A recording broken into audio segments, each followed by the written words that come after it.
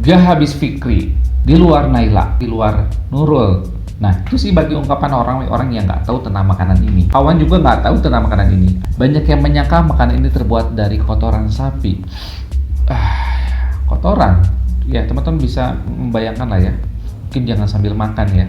Nah, ternyata ini bukan dari kotoran sapi sebenarnya. Ini dari rumput yang sudah dimakan yang masih berada di dalam lambung sapi.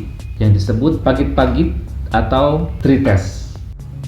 Sumatera Utara memiliki sajian makanan yang terbilang unik. Dan ada juga makanan yang gak kalah ekstrimnya teman-teman. Yaitu namanya adalah pagit-pagit. Makanan ini adalah makanan khas dari masyarakat Karo di Sumatera Utara. Pagit-pagit berasal dari rumput yang telah dimakan oleh sapi, lembu atau kerbau. Membayangkannya aja mungkin udah sedikit gimana ya? Banyak orang berpikir bahwa makanan ini merupakan kotoran sapi yang kemudian diolah menjadi kaldu. Padahal warna coklat di antara rumput pada lambung sapi itu merupakan hasil uraian dari leluasa menjadi karbohidrat glukosa dengan nutrisi yang tinggi. Sehingga bisa dijadikan dan dikatakan belum menjadi kotoran lah teman-teman. Ya, pagit-pagit dan trites ini memang makanan khas dari Sumatera Utara yang berasal dari Karo. Karo, Batak Karo. Nah, sebenarnya Karo dengan Batak tuh beda ya teman-teman ya. Karo ya Karo, Batak ya Batak sebenarnya ya. Tapi mungkin tulis di komentar di bawah ya. Sebelum sapi disembelih, terlebih dahulu diberikan makanan rumput yang segar. Nantinya rumput ini tidak akan langsung diolah, melainkan dimasukkan terlebih dahulu ke lumbung penyimpanan. Dihaluskan kembali, barulah dimasukkan ke bagian pencernaan supaya diolah secara maksimal. Rumput yang belum masuk ke bagian pencernaan dan masih di lambung itulah yang nantinya akan diolah. Cara pengolahnya pun memakan waktu yang cukup lama. Rumput yang berasal dari lambung ini kemudian diperas bersama kain tipis, lalu direbus hingga 2 kali sampai 3 jam. Baunya masih amis, terakhir dan direbus bersama tambahan jeroan tulang sapi, kunyit kayu khusus dan santan dan susu segar dan bahan-bahan lainnya. Banyak orang berpikir bahwa ini adalah makanan dari kotoran sapi. Sebenarnya itu salah besar. Padahal ini adalah rumput yang ada di dalam lambung sapi, jadi belum masuk ke dalam pencernaan. Jadi dari hasil uraian leluasa menjadi karbohidrat glukosa dengan nutrisi yang tinggi sehingga belum bisa disebut kotoran. Sebelum sapi disembelih, sapi diberikan makan rumput yang fresh. Dan setelah rumput itu berada di perut besar atau lambung, barulah sapi itu disembelih. Jadi rumput ini belum masuk ke pencernaan, sehingga masih belum bisa disebut kotoran.